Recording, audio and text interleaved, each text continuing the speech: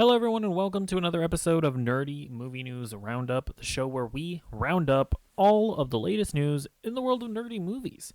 So, we got some fun stuff to talk about today. Some Indiana Jones stuff, Daredevil, because we always got to talk about Daredevil, and a bunch of other stuff. So let's just jump right into it. Indiana Jones and the Great Circle.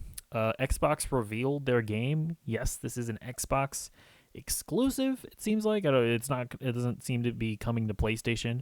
I guess it's coming to PC as well. I don't know if it's also coming to like Steam. It probably is because I think most Xbox games also release on Steam.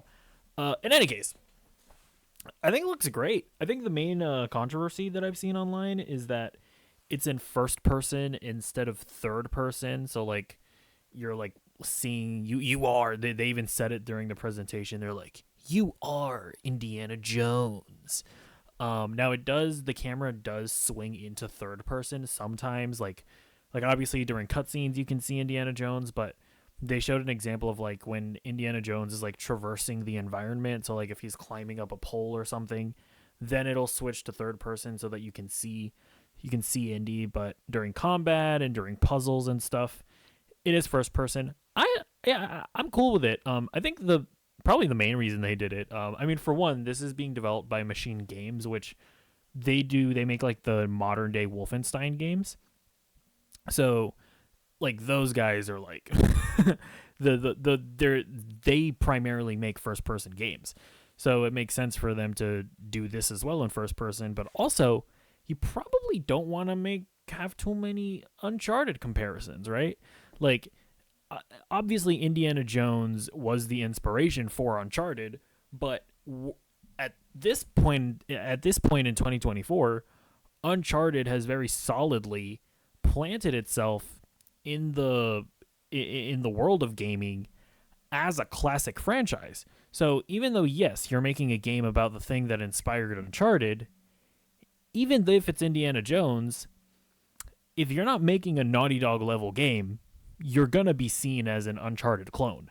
I mean, it just is what it is. So I think trying to differentiate yourself as much as possible, I think that's smart, and I think they're doing a good job. And even with it being first person, there are plenty of like fun set piece moments. Like there's the moment where you're like jumping from one biplane to another. So I think it'll be great. And they clearly got the rights, I guess, to use Harrison Ford's face. Although it's not him voicing it, it's actually Troy Baker, who is a pretty accomplished voice actor. He was like the voice of Joel in The Last of Us. He was the voice of like Joker in Batman Arkham Origins. Like literally almost any like a ton. There are like a ton of iconic video game characters that Troy Baker voices. So makes sense that they go out and get him, and I think he's doing a pretty good job from what we can hear thus far. And it's also an original story. It's not an adaptation of any of the games. Like, in fact, it's actually, based on what they said in the presentation, this is actually going to be canonical within Indiana Jones lore. Like, they said it takes place in between Raiders of the Lost Ark and Temple of Doom, I think. By the way, I should actually mention, I haven't seen the first 3 Indiana Jones movies. The only Indiana Jones movie I've seen is the what is it called? Kingdom of the Crystal Skull. So, I guess before this, I have to watch like the first movie, then Raiders of the Lost Ark, unless Raiders of the Lost Ark is the first movie. I don't actually know. Either way, I have to watch up to Raiders of the Lost Ark, then play this game, then watch Temple of Doom, and then I guess I'll rewatch Kingdom of the Crystal Skull, and then and then watch the Dial of the Destiny, or whatever the fuck that movie's called. So yeah, I don't know. I think it looks really cool. Let me know what you think in the comments down below. All right. Now I gotta talk about Daredevil, because apparently Foggy and Karen are in fact coming back. This comes from CBR. According to Marvel insider Jeff Snyder, Eldon Henson and Deborah Ann Wall are expected to reunite with Charlie Cox in Daredevil Born Again. So, should be noted, this is not coming from one of the major trades. This is it's not coming from Marvel themselves. This is coming from a scooper guy, Jeff Snyder. But I think he tends to be one of the more reliable ones. So yeah, it definitely seems like Foggy and Karen are most likely coming back, and I think this just makes sense. I don't understand why you would not have them back. I mean, like unless it was something like, oh, the show takes place during the blip or whatever, and they got dusted away, maybe. But like, if you're just doing some random thing where they're just arbitrarily not in it, it's just a weird move. I mean, I don't know. Maybe the show would have been great anyways, but it's just bizarre. But and then we'll get into. Oh, sorry, no, never mind. No, but then on top of that, with the show now being canon, right? They've established that the Netflix show is canon to the MCU. I mean, it would just be bizarre to not bring them back. And yeah, I'm definitely excited to see them back. And then we'll segue into the next segment. Daredevil Born Again is going to start shooting in a few days. Apparently, it's coming from Gizmodo. Oh no, I messed up. Hold on. Can I repair this? Hold on. My bad. This is coming from comicbook.com. They had an interview with Vincent D'Onofrio where he said, "We're days away from restarting Daredevil." So that's what we are about to plunge into. A lot of work. So yeah, they're about to start shooting again. And if you remember, this is after the creative overhaul, where they got rid of all the showrunners and scrapped most of the episodes. So they overhauled it. They brought in new showrunners, and apparently they're getting ready to start shooting. So wish you the best of luck. The MCU really needs a great Daredevil show, so don't mess this up, Vincent. Not to put all the pressure on you, but you're like the only one talking about it publicly. So yeah, we'll just have to wait and see how that goes.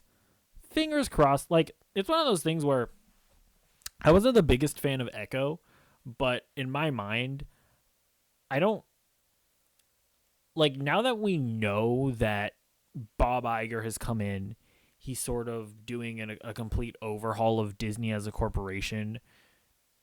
Kevin Feige now has all of his power back. They're not pumping in as much content now, because Bob Chapek, the former CEO of Disney, he had this like mandate to just make as much content for Disney Plus as possible. So now that there's like a new structure in town, and now that they're at least publicly saying that they're going to be focusing on quality over quantity, I'm at a point in time where I'm not saying that these new shows and movies are going to be good. I'm like, we're going to have to wait and see. So that's why, like, even though Echo was bad, that's not necessarily making me less excited for Daredevil, or because I know that there's stuff going on in the background to where this is theoretically a show that is going to be a part of the new overhaul of Disney just as a whole. So I think so as far as like projects that I think it's probably going to start with Daredevil Born Again, because we still have to get through like Thunderbolts and Captain America Brave New World, which those are movies of the bygone era. I want to say, and I don't even know when this stuff is coming out exactly, but Daredevil Born Again, it's going to be whenever that project comes around. You would assume that that's going to be reminiscent of what we're going to see in the future from Marvel. So anyways, all that to say is that Daredevil is presumably making the right moves. So fingers crossed. All right, next story. So James Gunn has confirmed that Anya Shalatra is going to be playing Circe in Creature Commandos. So somebody asked him, is it true that she's playing Circe in Creature Commandos? And he said yes. And there are other cool characters in the show played by other cool actors, but all of the series regulars were announced. So that's an interesting thing that he pointed out there, is that he went out of his way to say that she is not going to be a series regular. Because I remember, when Circe has been rumored to be like the main villain of Creature Commandos, but apparently that's not going to be the case. So yeah, it seems like this lady is, and she's from The Witcher, I think primarily. That's what people know her from. I watched like 15 minutes of the first episode of The Witcher, got bored, never went back, so I can't really speak to to her acting abilities. But but yeah, I mean, based on what I've heard people say, they think that she's going to be good for Circe. But yeah, it seems like Circe is really more so going to be teased in Creature Commandos rather than her being like the main villain or something. So sounds like we're probably not going to be see Circe until like maybe a Wonder Woman movie or something.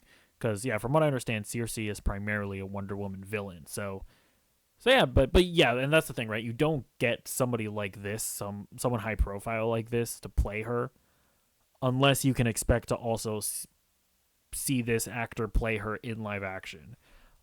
So yeah, we'll see where that goes. All right, next up, Chad Stahelski is going to be not only helming the John Wick cinematic universe, but he's going to be launching a Highlander cinematic universe. It's coming from Variety. Chad Stahelski will oversee the John Wick and Highlander franchises across all media for Lionsgate. Stahelski will have creative oversight of Highlander and John Wick across film, TV, and all multimedia platforms.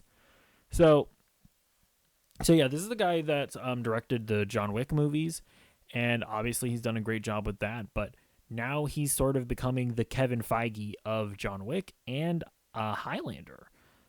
This is a little... I don't know exactly how this is going to go, because the first project that we've gotten of him, like, sort of going beyond the movies as far as John Wick goes is the Continental. And actually, I haven't gotten around to watching that, but it hasn't gotten the best reception. So it's like, when something isn't primarily or isn't directed by him, we've already seen that he's not exactly this like magic producer that can just make something of the quality of the movies. So it's like, he's barely expanding the John Wick universe. Is this guy really going to now also make a Highlander universe? I don't know. I don't know. And I guess this is also kind of confirmation that, yeah, Lionsgate is planning on doing not just the Highlander movie, but also doing like a Highlander streaming show or something like that. And they mentioned multimedia, and we know we're getting a John Wick video game, so presumably they're going to try to get a Highlander game in production as well. So I don't know, man. Like, listen, I am excited for what he directs. You know, like if they make a John Wick 5, I will be excited about it. I'm excited for his Highlander movie that he himself is directing. But, like, I don't know if I'm all that excited about the ballerina. I don't know if I'm going to be all that excited about, like, the Highlander streaming series, you know? So, I don't know. We'll just have to wait and see, though. He's a great director. Hopefully he can sort of become an architect or whatever. All right, so I have a quote from the director of the Minecraft movie. It's a little unhinged, but I appreciate it. So the Salt Lake Tribune had an interview with him, and he said, "I think anybody that does any IP, they just want to avoid an ugly Sonic situation. I just can't disappoint the 10-year-olds or they're going to murder us." So, yeah, the director of the Minecraft movie is like pretty candidly talking about how the whole ugly Sonic fiasco has kind of altered how executives view adapting like video games and IP stuff into movies or TV shows. And it almost seems like that is like the moment that has caused these studios to be like, if we make a Mario movie, perhaps we shouldn't completely change what Mario is at its core. It's like,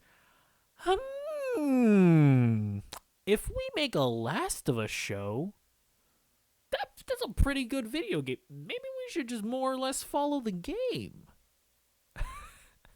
Now, on the flip side, there is stuff like what he's currently doing, which is Minecraft, and it's like, if that was really his goal, wouldn't you be making an animated Minecraft movie? Because they're making a live-action Minecraft movie, which is, I can't even conceptualize of what that's even going to look like. So it's like, I also at the same time, like, he's saying this, and it's like, okay, he sounds in touch with with the fans or whatever. But it's like, I don't know how you make a live action Minecraft movie that even feels like Minecraft. Again, as I've said before, all the characters are like weird fleshy like meat cubes. Like they look like MODOK from Ant-Man and the Wasp: Quantumania. Unless they do something like that, which I would love. I don't know how you do this in live action and it not be an ugly Sonic situation. I'm genuinely kind of perplexed by even the notion of this, but we'll see where it goes. All right, next story. We got some more details from The Last of Us Part 2. Now, spoiler alert, I am going to be talking about The Last of Us Part 2, like the second game in this segment. This is a time-stamped show, so if you have not played The Last of Us Part 2, I highly encourage you to just skip to the next segment, which is a bit like Madam Web. So I just want to put that warning out there. I'm going to get into it right now, because I could try and vaguely talk about it, but honestly, it's kind of annoying, so I don't feel like doing it. Okay. It's coming from Deadline. And this is just a quote from the CEO of HBO. He says, "It's great," Blois said about next season. "It is bigger, gets into questions of retribution and revenge. It follows the video game, but has big themes, big action." So the main part about that quote that I want to focus on is how he's saying that the second season is about revenge. So there's been a lot of talk about how exactly are they going to adapt The Last of Us Part 2. And one of the things that was floated of, one of the things that was floated was, hey, maybe we don't have to do The Last of Us Part 2 immediately. Maybe we could just do like the in between between the first and the second game, because there's a pretty big time gap. Maybe we can tell a second season within that time period. Maybe we can extend our time with Pedro Pascal. But just judging from that quote, it seems like that's not what's happening, because like Casey Bloys, I assume isn't like all that familiar with like the game. I'm just assuming, and so if his knowledge is probably exclusively about the second season, right? So you would assume that it's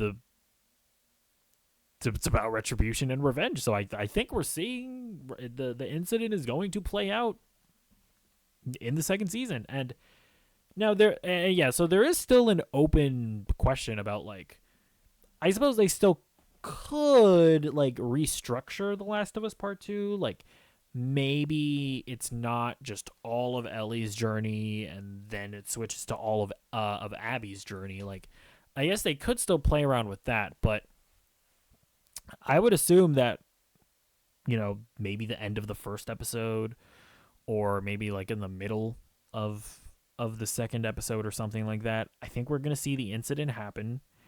And yeah, but yeah, it's fascinating. Like, how are they going to adapt this? Because here's my thing. I think you just do it like the games, because in my opinion,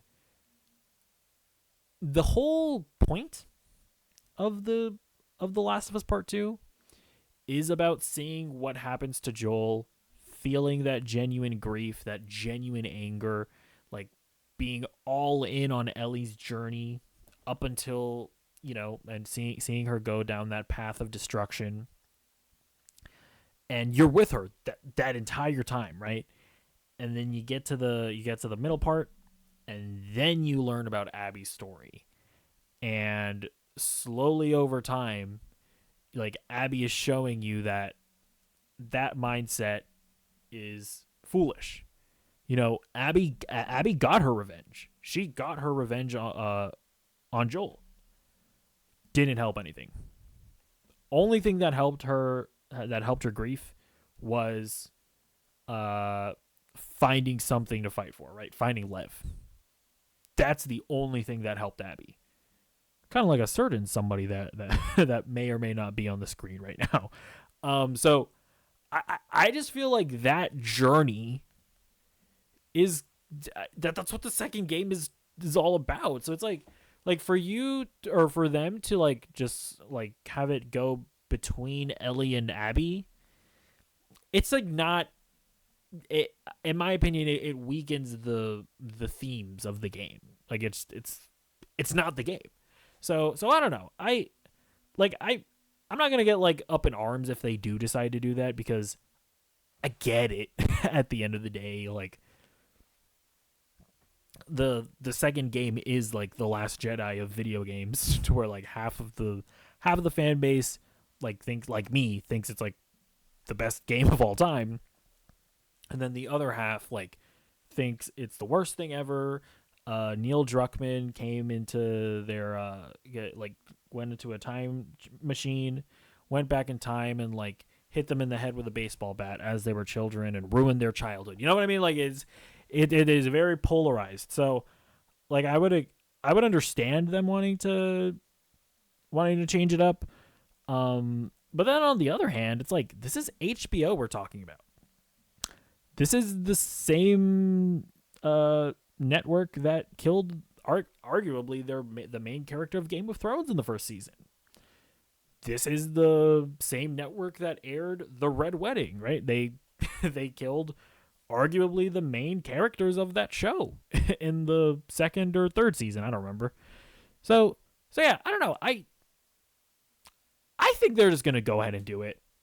I think with Neil Druckmann involved and Craig Mazin involved, I think they're just going to faithfully adapt the game. That's my prediction. But let me know what you think in the comments down below. Actually, because don't spoil it in the comments. You probably shouldn't do that. So just think it, and I'll read your thoughts. Don't you worry. Or I don't know. Be vague about it. I don't know. You do you. Whatever. I'm not your dad. Anyways, or I might delete your comment if it's spoilery. But we'll move on to the next story now. All right, let's get into the Madam Web runtime.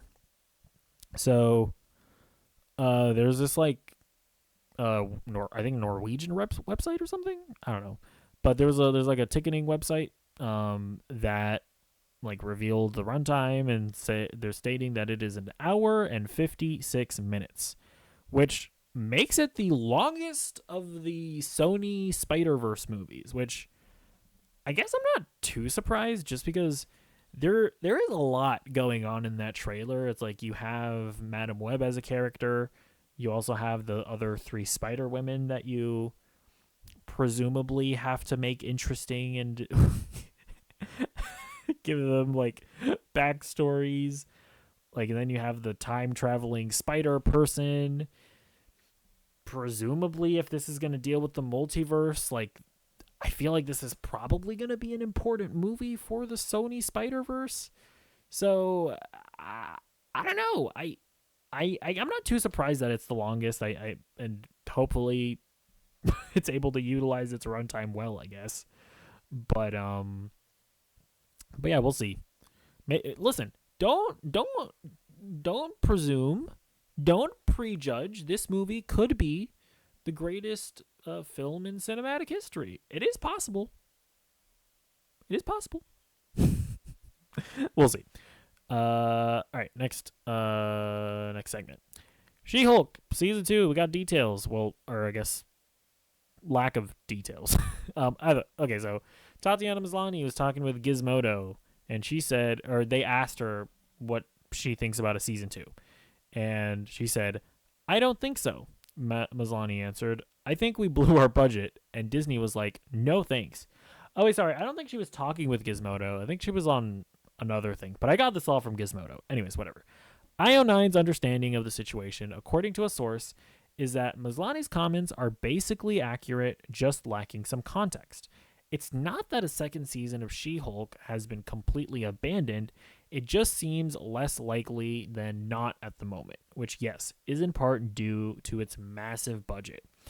So yeah, I mean, that's the thing about She-Hulk. Like, obviously people are going to bring up that it was terrible and whatnot, but I think in terms of viewership, I think it's like it was like kind of middling. Like I don't think it ever reached like the heights of your Lokis and your WandaVisions and your Falcon and the Winter Soldiers. But it also wasn't like on like the lower end of like your Miss Marvel and your Secret Invasion. But I think the main issue with the show was that it cost like $225 million to make, and when you're Bob Iger and you're looking at all of all of your projects and you're seeing a She-Hulk show that is massively expensive and doesn't get great viewership, and it's like, yeah, you're probably not gonna move forward with it. So the Gizmodo article also mentioned that like if it were to go forward with the season 2, like they would have to find some way to reduce the budget, and I don't know how you do that because you have a CGI character on screen at all times. So I don't know. I mean, I know the other problem with Marvel VFX as well is that like they do weird things where like they don't properly plan out their seasons and they then just decide, like they'll have the VFX artists they'll give the VFX artists instructions, and then they'll be like, oh, actually, so this scene is going to be completely different than what we told you, so you're going to have to crunch and redo the whole thing in like a fraction of the time that we initially gave you, right? um that's also one of the reasons why the show was super expensive and why it looked as bad as it did. So now that they're gonna have showrunners, because they didn't have them before. Maybe in that situation with like proper planning and whatnot and proper like storyboarding or whatever showrunners do, maybe that helps with the budget as well. So I don't know. At the end of the day, I don't think we're gonna get a second season.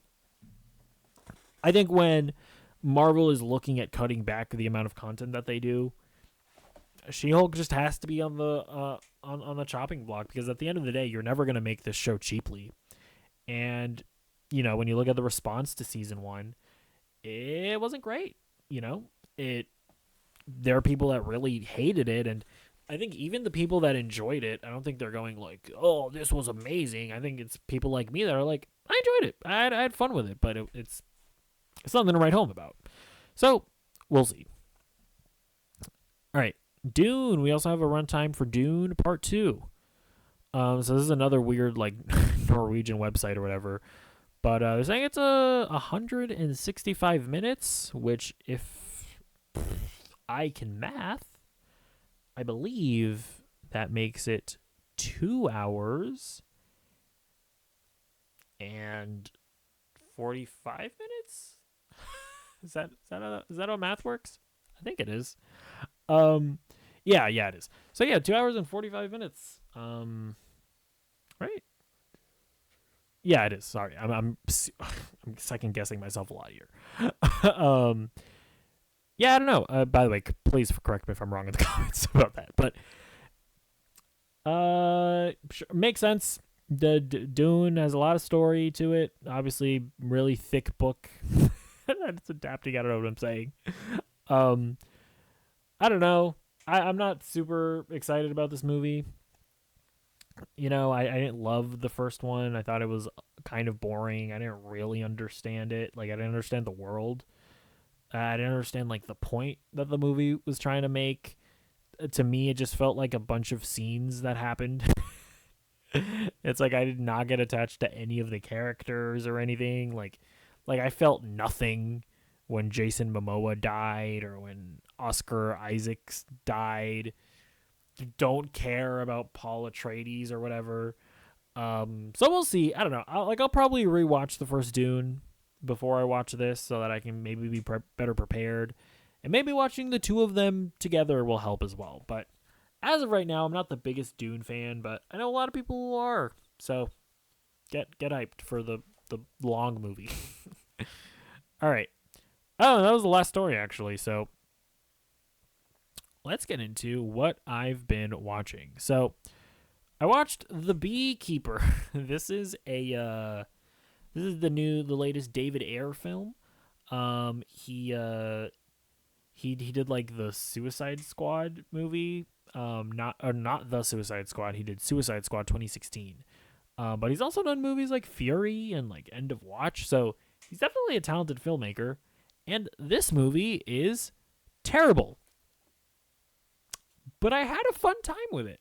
So basically, Jason Statham plays a beekeeper, which basically in the lore of this movie, there is like a secret like organization called the Beekeepers, and there is always like a beekeeper, right? Like a guy who goes out and is like is like the operative that organization sends out. So I mean, it very much feels like a John Wick ripoff, by the way, as you might gather from what I'm saying. And so he's a retired beekeeper, but due to things that he experiences, due to tragedy that may or may not happen, he decides to come out of retirement. I guess you could say that I'm back, or whatever what's the John Wick quote? Oh yeah, I totally messed that joke up. I guess you could say that he's thinking he's back. And yeah, he gets revenge on people that have wronged him. It's the first John Wick movie, basically, but it's fun. Like, it's bad, but it's fun. And I like that the villains of the movie are basically like scammers, which are like some of the most disgusting people that exist in the world. So seeing Jason Statham kill a bunch of scammers isn't the worst thing in the world. So I'd say, bro, you don't need to watch this in theaters, but whenever this like pops onto like whatever streaming service it'll go to, I think it'll be worth a watch. So let me know what you think of the movie if you've seen it in the comments down below. And then the other thing I watched this week was episode 6 of Percy Jackson, and this show continues being cute. I like it. I don't love it as much as I want to. But yeah, this episode was cute. They do the whole Lotus Casino. Now, it's been a while since I've watched the books, or since I've read the book. I only flipped through the comic book of Percy Jackson, but no, it's been a while since I've read the book. I know that people really hate the way that they adapted the Lotus Casino in the movie, but I also don't really remember how they did it in the movie. So I don't know if this is a better Lotus Casino adaptation. But yeah, no, you see Percy, and he's sort of I think the main thing that I appreciate about this episode is that we see Percy and the gang commit to doing their quest not out of duty, not because they were sent on a quest, but because they feel like it's the right thing to do. So I feel like that's a big character moment in this episode. But other than that, you see Lin-Manuel Miranda. He's not as obnoxious as I thought he would be. I was terrified the entire time that this was gonna be like a musical episode or something. But yeah, aside from that, it's fine. The show just kind of disappointing because it's not as good as I wanted it to be. But I'm pretty sure I'm in the minority on that, actually. Like, I think like book fans are like really into it. And I know it's getting good viewership, so fuck me. All right, that'll be it for this episode of Nerdy Movie News Roundup. Let me know what you thought about any and all of the topics that we talked about today. And I'll see you in the next video. Goodbye.